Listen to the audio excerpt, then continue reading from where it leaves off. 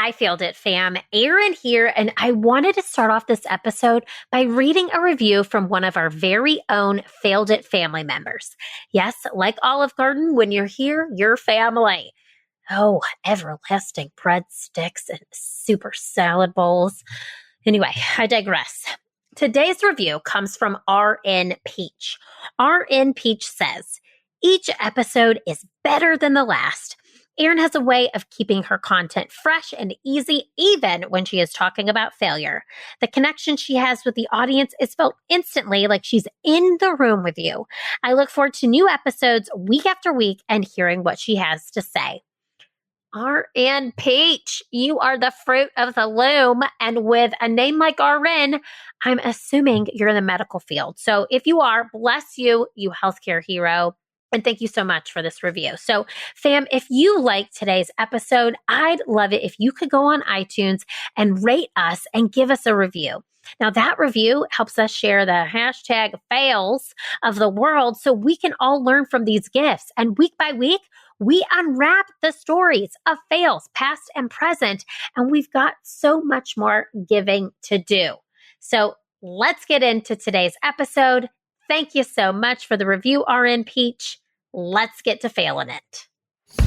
Hey there, my name is Erin Diehl, and I'm a half Southern, half Midwestern mama, some call this voice a nasal twang, who took $5,000 to build and scale a one-of-a-kind experiential organization that improves the lives of corporate professionals through personal development, humanity, and humor. Along the way, I've built client relationships with some of the most notable companies in the country, all while attracting a rock star team of experts and hilarious facilitators.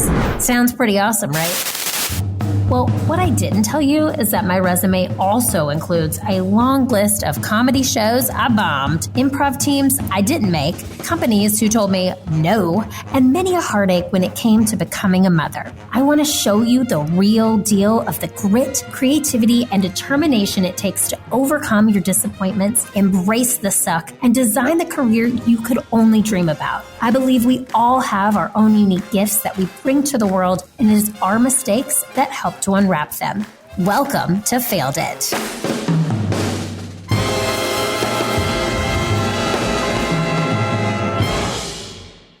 Welcome to Failed It, the podcast that reminds you you have to fail in order to improve. I'm Erin Diehl, the founder of Improve It and your host. And today, you guys, I am so excited to have our guest, Maysoon Zayid. Let me tell you a little bit about my girl, Maysoon. Now, we just met, but I know these things to be true. Maysoon is an actress, comedian, writer, and disability advocate. She is a graduate and a guest comedian in residence at Arizona State University. Maysoon is the co-founder and co-executive producer of the New York Arab American Comedy Festival and the Muslim Funny Fest. She was a full-time on-air contributor to Countdown with Keith Olbermann and a columnist for the Daily Beast. She has most recently appeared on Oprah Winfrey Network's In Deep Shift, 60 Minutes, and CNN. Maysoon had the #1 TED Talk of 2014 and was named one of 100 women of 2015 by BBC. As a professional comedian, Maysoon has performed in top New York clubs and has toured extensively at home and abroad. She was a headliner on the Arabs Gone Wild comedy tour and the Muslims Are Coming tour. Maysoon appeared alongside Adam Sandler in You Don't Mess with the Zohan and Lent in New York Fashion Week. She is a reoccurring character on General Hospital and the author and narrator of Find Another Dream. Maysoon, welcome to Failed It. What's up? I always giggle when I hear General Hospital because I can't believe it. I'm like, I'm a soap opera. Hey. I've watched so much of your I've YouTubed the crap out of you, so I know that was a dream of yours to be on that show. So I want to talk about that. First, normally we jump right into your Failed It resume, but I think it's so important to expand beyond your bio just a little bit to give the audience a little bit more context about you. Can you tell us a little bit about your TED Talk in 2014 and then what you've been up to since that huge evolution for you, because I mean, you had the #1 TED Talk in 2014. Tell us about that, and then what you've been up to since. So this is a perfect way to start because I had a whole career before the TED Talk. So my dream in life was to be on General Hospital. And that was my dream since I was 5 years old. So I went to Arizona State University to study theater. And then when I graduated, I moved back to Jersey and started auditioning in New York City.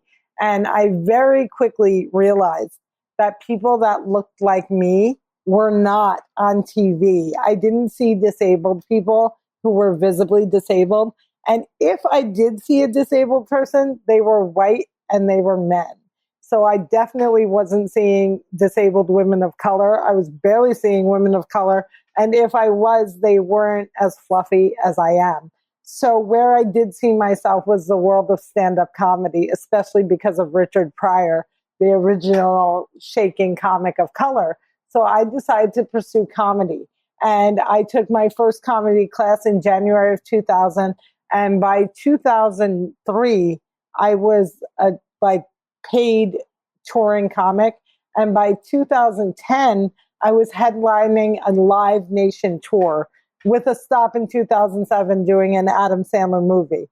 So when I was approached to do a TED Talk, my first question was, how much are you going to pay me? Because that's all I really care about. I'm a mercenary. I don't leave my house unless someone's paying me. And now I don't leave my house at all because there's a pandemic trying to kill me. But I said, how much are you going to pay me? And it was Pat Mitchell who was inviting me from Paley Center, legendary. You have to look up this woman if you don't know her. But it was Pat Mitchell that was inviting me. I was at my mentor, Lorena Arvis's house, and she invited me. And I was like, they're not going to pay me. I'm not going to do it. So I went to my agents. I was like, this chick invited me to do a TED Talk, but it's in San Francisco. They're not going to pay me. And they were like, go. It's worth it just for the gift bag.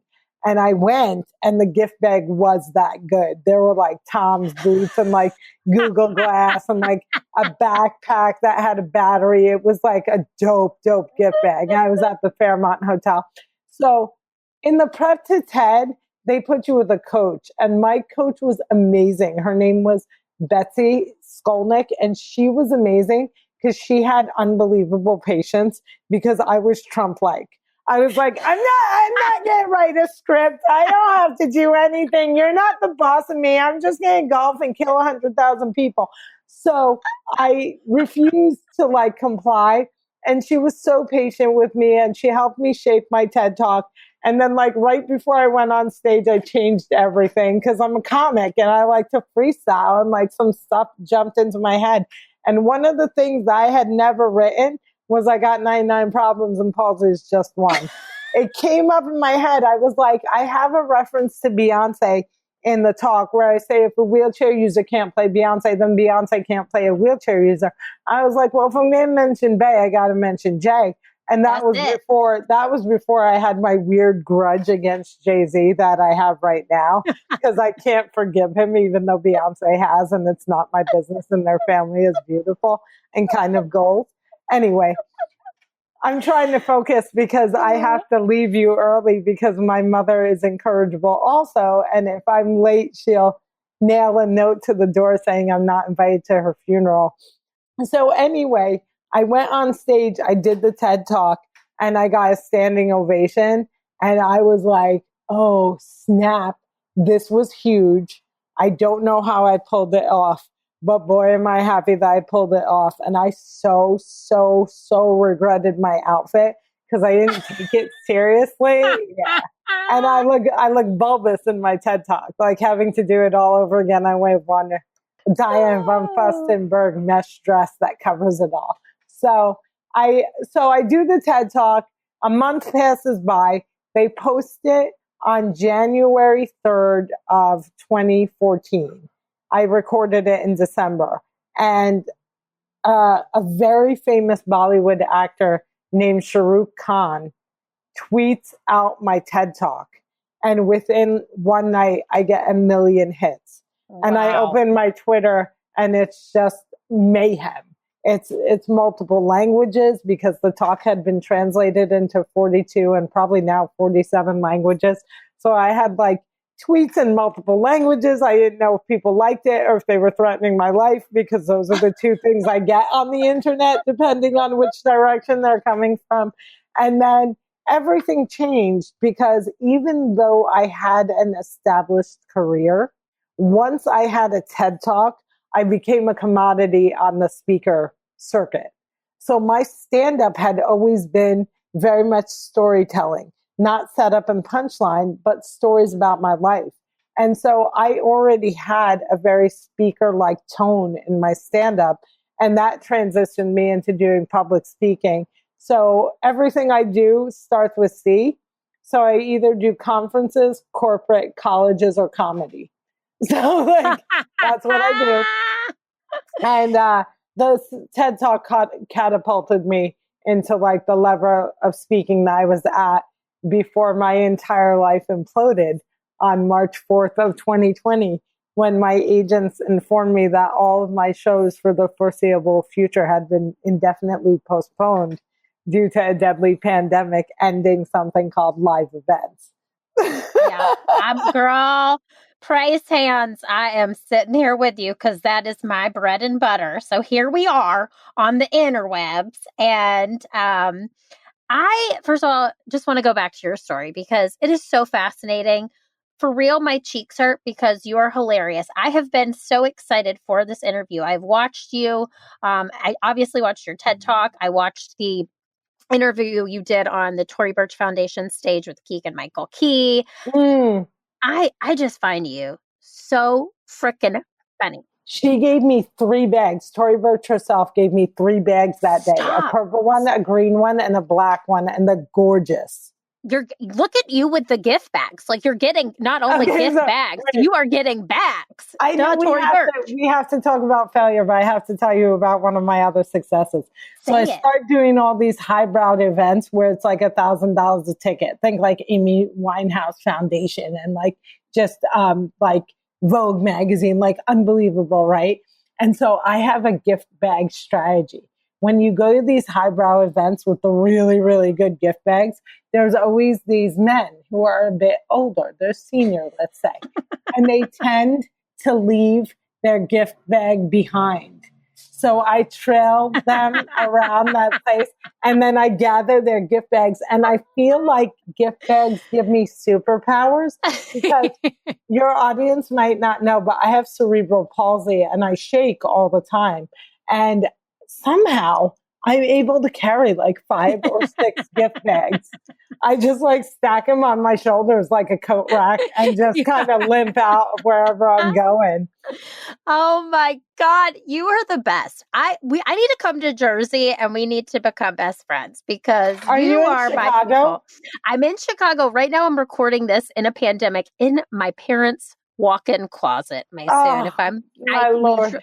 Yes, we drove down, myself, my husband, my 10-month-old, and we're staying with my family. We're going back to Chicago on Friday. Because you have a baby in a pandemic. That's fun. Oh my God. It's pandemic-y. Well, my veil of protection is on you and your family. You're so sweet. I had a show on May 1st in Chicago that I did not have.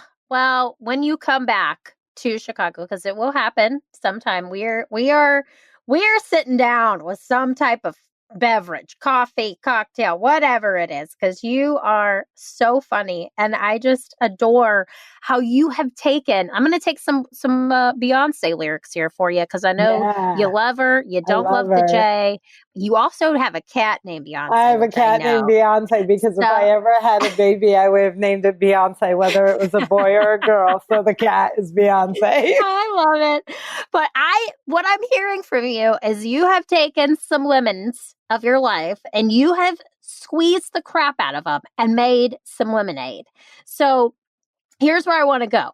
We hear all of these. I mean, to me, I know through just researching you and your backstory that there have been some failures. And obviously, you speak openly about having cerebral palsy. You speak openly about just the things in your life you've had to overcome. And you make it funny, which I adore you for. I love your humor. I'm fangirling right now. But I want you to tell our audience, who are primarily emerging leaders in the professional world as well. We do comedy as well. So we also have a strong audience of people who are aspiring comedians. So can you give us some of the things that you didn't describe in that successful resume bio? Can you tell us a little bit about the fails behind some of those successes, and maybe just pinpoint one or two things that really stick out to you to share? Nah, not much. It's really annoying. I've had incredible success as a comedian. I skipped over all the obstacles. Like by my third show, I was a paid comedian. My first gig as a comic was driving famous comics from New York City to New Jersey, and no one would warn them that I had cerebral palsy. And if your audience watches me online, I kind of look like I'm drunk all the time. I think if I drank, I would look like I was straight. So they would get in a car and I'd be shaking and slurring and driving down the New Jersey Turnpike at 90 miles an hour. And they would be livid. They would be scared. They're like, I'm going to join the 27 club. And I'm like, you're 40.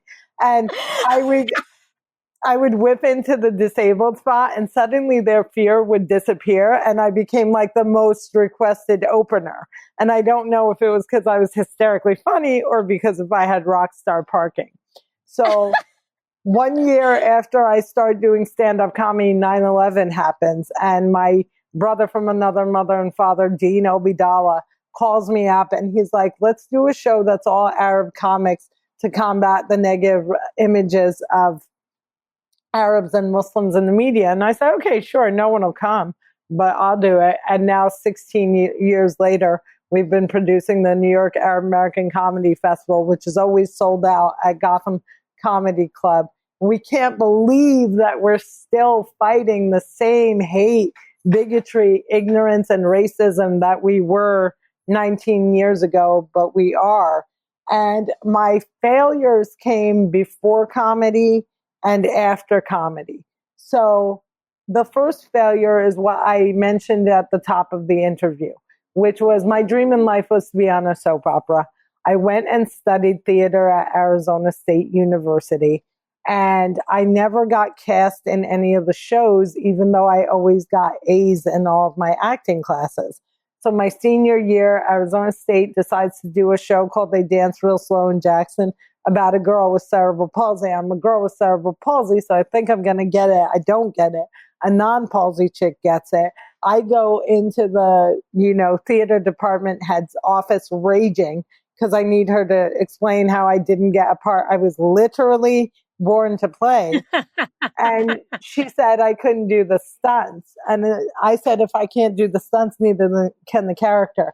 And in that moment, I realized that Hollywood had people winning awards and what we call cripping up, playing disabled on screen when they're not disabled in real life. And they were winning Oscar after Oscar for these portrayals. And there were no disabled people that were visibly disabled on screen. Marlee Matlin is the only visibly disabled person to win an Oscar, and that was 33 years ago. And the reason I say visibly disabled is because we have no idea how many people with invisible disabilities grace our screen, because the stigma against things like chronic pain, depression, mental health issues, lupus, the stigma is so strong that a lot of celebrities won't reveal their disabled status. So that's why I often refer to visible disability. So when I was in college, I was a drama queen.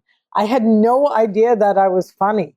I used to have traditional weeping places on Arizona State University's campus where I would sit and weep to see if I was convincing, and I was. And so I became a comedian because I saw people like me in comedy. And I was like, okay, I'll take a comedy class. I'll become a famous comedian. And then I'll get a sitcom like Ellen. And then I'll get a talk show like Ellen. And then I'll be Oprah and life will be great. So I become a comedian. I'm super duper successful. I audition for things. I'm still not getting them. 2007, Adam Sandler cast me in You Don't Mess with the Zohan.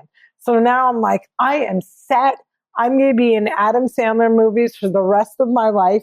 I never do another movie from him.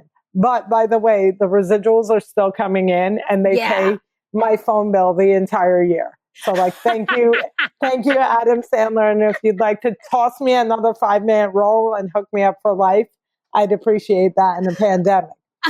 So Adam, listen up. That happens. Then I do the TED Talk. TED Talk, I get to go on the Queen Latifah show. I talk about General Hospital. I go on Meredith Vieira. I talk about General Hospital. I go on 60 Minutes. I talk about General Hospital. Anyone who interviews me at any time, I talk about General Hospital, hoping that they'll hear me and they cast me. This does not happen. So now I'm like, okay, I'm super popular with my TED Talk. Let me reach out to my agents about doing a sitcom. So I reach out to my agents. I say, I have an idea for a sitcom. I'm like all hot to trot right now. It's going to be groundbreaking because number one, disabilities win awards. So we're like a shoo-in for the Emmys and the Golden Globes and the SAG. Like they'll just cry at my bravery and inspiration. Number two, we've never had a visibly disabled woman lead a show. And I'm going to write a show where the character is not disabled. She's disabled because I am. So we don't write it in. We're not ignoring it. We're not trying to pass, but we're not like, the character limps into the room. She shakily places down a glass. Character enters the room and she puts down the glass. The shaking and the limping is going to occur because I do. So that was what we were going to do. And it was going to be a hysterical comedy where, I was basically the brown disabled Sarah Jessica Parker from Sex and the City. Basically, Sex in the City without the sex because the character is Muslim and she can't drink. So my agents are like, this is hysterical. This is groundbreaking. You're awesome.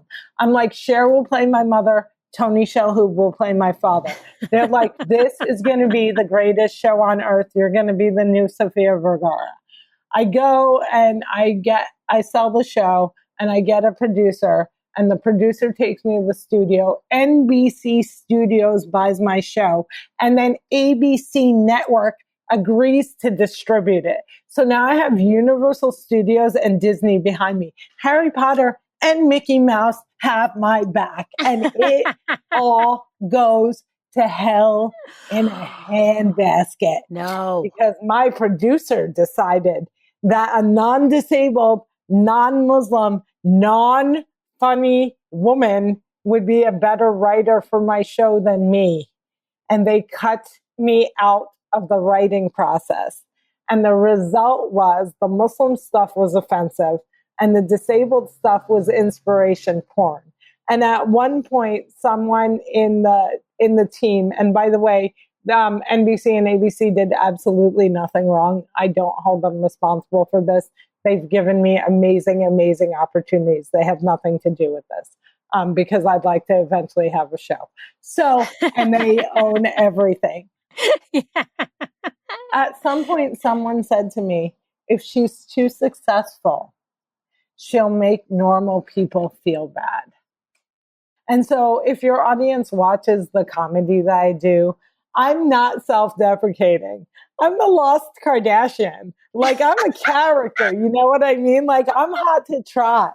I have like perfect hair. I shake all the time. I'm the perfect partner. So like I wanted a character that people wanted to be like because you don't see people looking up to disabled characters and being like, I want to be like her. And like when you and I were talking before this, one of the things that you said to me was like, I want to hang out with you. I want to be your friend. And that's what I wanted people to see this disabled character and say. And what they wanted was a pity party where the boy of her dreams didn't like her and where she couldn't get her dream job and where she was just so pitiful. And we call that inspiration porn. It's when people watch disabled characters and they're like, I love her. I'm cheering for her. I am so glad I'm not her. I'd rather be dead. And that's not what I wanted to do. So I channeled the one and only Dave Chappelle and I burned the whole thing to the ground on one phone call. Good for you. This is here, right here, Maysoon. This is a field of applause coming to you. Hey, Failed It fam who are working from home, are you craving more connection in your workday? Do you want a support group of professionals who want to learn, laugh, and be supported by positivity during this time? Well, I and our awesome cohort have your back with Improve It's WFH Workshop from Home membership. Now, as a WFH member, you will receive one live interactive virtual workshop with your fellow community, all about presenting in a virtual environment. You'll also get one live weekly interactive coaching session with yours truly that dives deeper into leading a remote workforce. Now, that's one event per week, and I would love to see you there. Not to mention, you get an awesome network of like-minded professionals who want to laugh and learn all month long. So join us. The last day to sign up for our August cohort is July 31st at 11:59 p.m., and you can find that link in our show notes. I cannot wait to laugh and learn alongside of you. First of all, that story is amazing. And I think you did the right thing, because truly the fact that, first of all, I love your confidence. I love your sense of humor. I love that you want people to want to be friends with this person versus the inspiration porn that you called it. I like that term as well. And I just think that it shows who you are, and it shows that you could have had a show with ABC and NBC, but instead you stuck to who you are and to your values and to what you represent. And to me, that speaks volumes. And I'm sure anybody listening will also hear that. I was a lot more comfortable with it before all my live shows were yanked away from me, and I started watching people in a petri dish called the Ozarks floating around and guaranteeing that I never get back on stage because they're just spreading germs like. I know. Everybody stay away from the Ozarks. What is that all about, right? I'm just so like, I know I did the right thing, and I love that you're proud of me, but I really do hope I get the chance to tell my story someday, because it's frustrating to me. Like, out of failure comes, it's always darkest before dawn. So February 8th of 2019, the show burned to the ground. And March 17th, General Hospital offered me a role. Yes. Which, of course, is at ABC, at the House of Mouse. So I walked onto Prospect Studios, and there's like Mickey Mouse imprinted on the ground. And it was just like, I made it. I'm here. Did it. So the problem is, sorry, go ahead. No, you go. I have Keep so going. many failures, and we have so little time. I know. I want to inspire your audience, because I have been destroyed in my lifetime. So here's the deal, right? I achieved General Hospital, so now I have to chase my next goal. And for the past 21 years, one of my goals has been to be a guest co-host on The View. I don't want a permanent seat at the table. I don't even want the Friday Anna Navarro seat. I just want to be a guest host. Meghan McCain goes on maternity leave. She has a happy, healthy baby. He has the words Sean McCain in his name. I, would do that for my dad. And while she's doing that, I just sit there and I bring a visibly disabled woman to the set, because they've never had a visibly disabled woman. They have had very loud and proud women with invisible disabilities, but they have not had a visibly disabled woman. But also, there's a lot of talk about Muslims on The View that goes unchallenged. And Sunny Hostin is amazing, and she's a real ally to the Muslim community, and I really appreciate her. But I think that when you have a president getting crowds to chant "Send her back" about women who look exactly like me, who was born in the USA. I guess they're sending me back to Jersey. You guys don't want to include us, but we are here in the armpit and we ain't going nowhere. But I would love to be a co-host on The View. It's my next dream. And I'll tell you two really fun failures that were tied to that. So the only time that I was ever almost a guest on The View Dean and I did a movie called America at the Crossroads. It was about stand-up comics a year after 9/11. And The View was having us on to promote this PBS series that we were appearing on 12 years before my TED Talk. And they bumped me last minute and replaced me with a comedian that had done about 3 shows in her entire life. And her entire bit was stripping off the hijab and throwing it behind the couch. And I've never been invited as a guest ever after. And Joy Behar had something called the Comedy Corner, and I never got invited to the Comedy Corner. I've never been invited to do stand-up comedy on any of the late night shows. Colbert, Fallon, Kimmel, Conan, and we pitch me every single week with like a tie-in.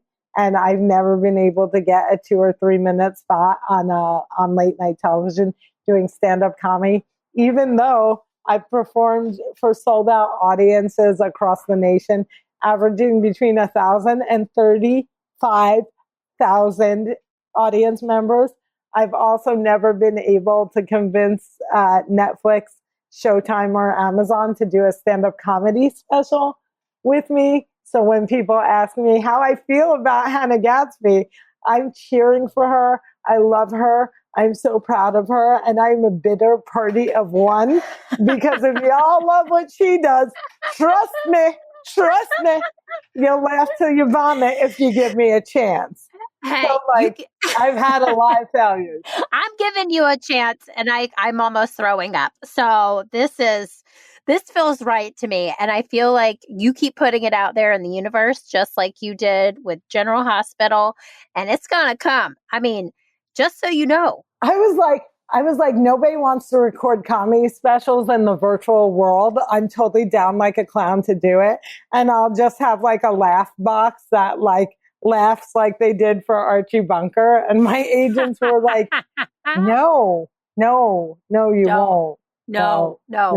Well, and I'll tell you this, we do improv at our company. We do it for professional development. So we just did something we called a laugh and lunch virtually. And I'll tell you, a year ago, if you were ever to ask me to put improv on Zoom or a video conference, I would be like, hell no. But I will say that it does work. And what we did is we had people chime in the chat box, LOL, we had a couple people as laugh tracks on audio. It does work. I hate every second of it.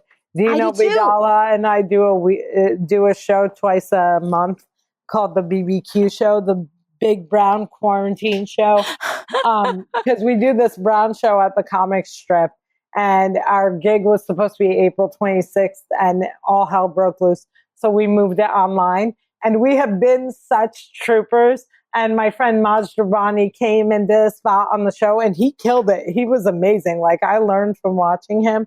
I do it after each show. I get so many messages where people are like, I loved it. I've been so depressed. I cracked up. You're amazing. And I finish my set and I'm like, I hate the pandemic. I hate the people who don't wear masks. I hate Mac. I hate earphones. I hate the chair I'm sitting on. I hate the lipstick I'm wearing. I hate that I haven't been able to get my eyebrows done and I look like the love child of Frida Kahlo. I'm burnt from Sesame Street. I am Tinkerbell and I die without applause. Yes, I'm here. Soon. There it is. I'm with you. I have also felt that. Yes, it's hard. It's hard for us. But I will say, I just know that you have endured some failures. It sounds like your comedy career, you have been so blessed and so lucky, but it's all because you have taken what has happened and you've said, I am going to continue to push through, see the beauty and the comedy of what is happening in our world. Well, one of my greatest triumphs was that 20 years after I graduated, I returned to ASU and taught comedy. Oh, yeah. Okay. And I got to be like the Mr. Keating of this, from Dead Poets Society without anyone killing themselves. But I got to be the teacher that, was the opposite of the theater teacher that destroyed me. I got to build them up and it was really, really fun. And I'm hoping to go back in the spring virtually if I can't go in real life. But that was a triumph. Ask me more questions. We have 10 minutes. I know. And I know why you have to go, but the audience doesn't know because you told me before. Why? Tell them why you have to go. I have cerebral palsy, and cerebral palsy is a neurological disorder, and it affects different people different ways. Some people are wheelchair users. Some people are nonverbal. In my case, I shake all the time, and I also limp. And like, really, if your listeners go to Maysoon.com, shameless plug, Maysoon.com, and watch videos, I literally look like I'm wasted. So like, I'm a weeble wobble. I fall down, I pop right back up, right? I'm like rubber because I fall down so much. So my mother, mashallah alayha, which is an Arabic Muslim saying for God bless her, because she's a senior in a pandemic, so I have to put a veil of protection on her. My mother insists I walk 3 miles a day with her, and she's like the postman. So it doesn't matter if it's rain, sleet, snow, if it's hot, if it's raining, we walk 3 miles a day. And in the before time, we would walk next to each other. She would lead and I would follow. And she would use the time to constructively criticize me. And by that, I mean just criticize me, but it's constructive because I use it in my stand-up comedy and it makes me money, money, money. So now, due to the pandemic, we don't live in the same house. So I don't want to infect her. She doesn't want to infect me. So now we both wear masks and we walk on opposite sides of the streets. So now she shouts and screams her criticism across the street to me. And I have to tell you, it is so much more effective. And I feel like all the people who are trying to sleep appreciate it. So she's a frontline worker who works all day at Jersey Medical Center and then comes home and walks with me. I'm going to give her some applause. She's not Tinkerbell, but she needs this to keep going. It was so funny because she would be like, I don't need your clapping. I need protective equipment is what I need. I don't need anyone banging on a drum. I need N95 masks.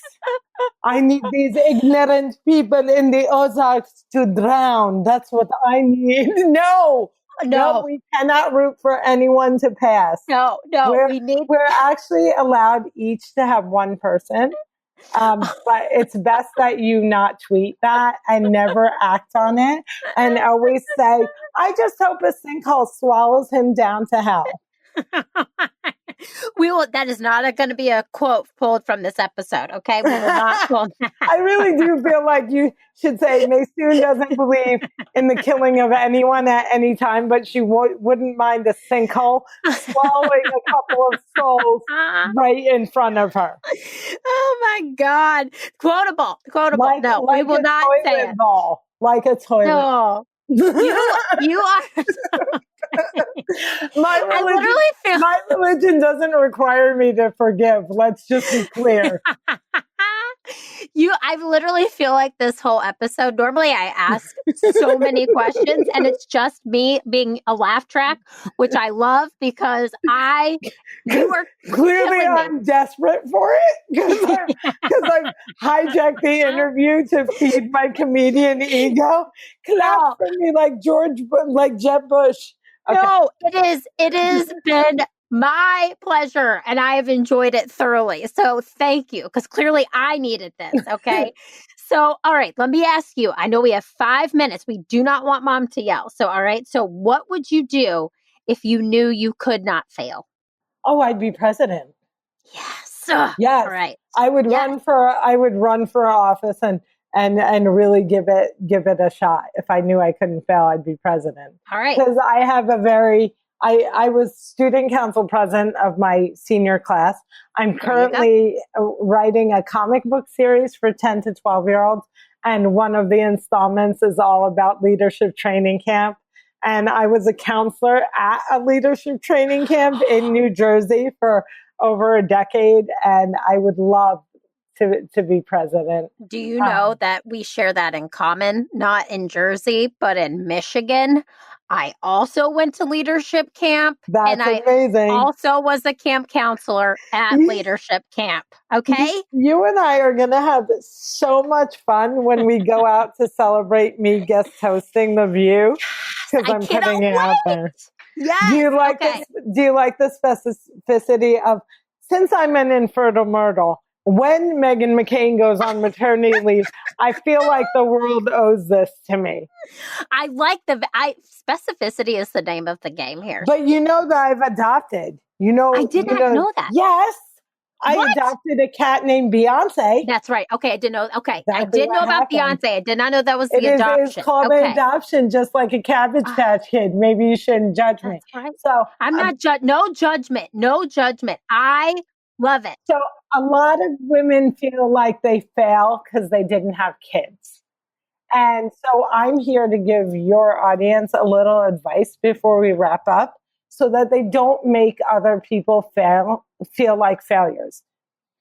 One of the first questions that people always ask adults is, are you married? That's a valid question. They might want to do the horizontal tango without committing adultery. It's a good question. The next thing out of their mouths is, do you have kids? And I'm going to recommend that your audience never, ever ask another human being if they have kids, because if you don't know the answer already, it's none of your business. And you have no idea what the person across from you has been through. Maybe they had a miscarriage that morning. Maybe they ran out of money and can't do another round of IVF. Or maybe, just maybe, they want to have a cat named Beyonce that they can put in a bag under a chair when they tour 280 days out of the year. That's it. Yeah. And here's the fun fact. People with kids will always tell you. They will always volunteer that information. Yes. You never need to ask. The next sentence out of their mouth after hi is Timmy and Sally. And I'm like, who are they? And I don't care. So they will always tell you. So don't ask. Oh, Maysoon, I love you. And I will tell you, I have been an IVF warrior I was an IVF warrior for a really long time. And all those words ring really true to me. So the 10-month-old I spoke of is a miracle. He's a freaking miracle of a lot of science. But how many times were you asked and just felt like such a failure? Girl, yes. I mean, I'm 37. So it was a geriatric pregnancy. I had a geriatric. When they tell you you're geriatric at 36 and you're like, what happened? What happened?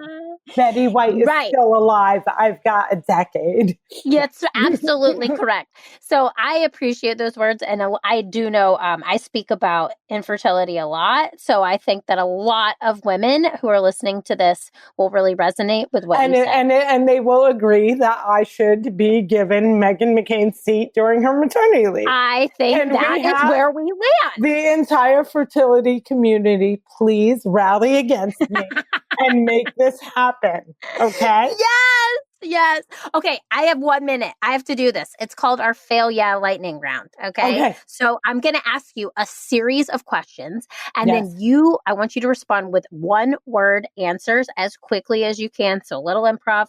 You're natural. You got this. I will respond in the form of a question as if I'm on Jeopardy. Go. Oh, yes. Okay. And then if you mess up or you can't think of anything, I'm going to say fail yeah. All right. Ready? Okay. Here we go. 1 word to describe your early career.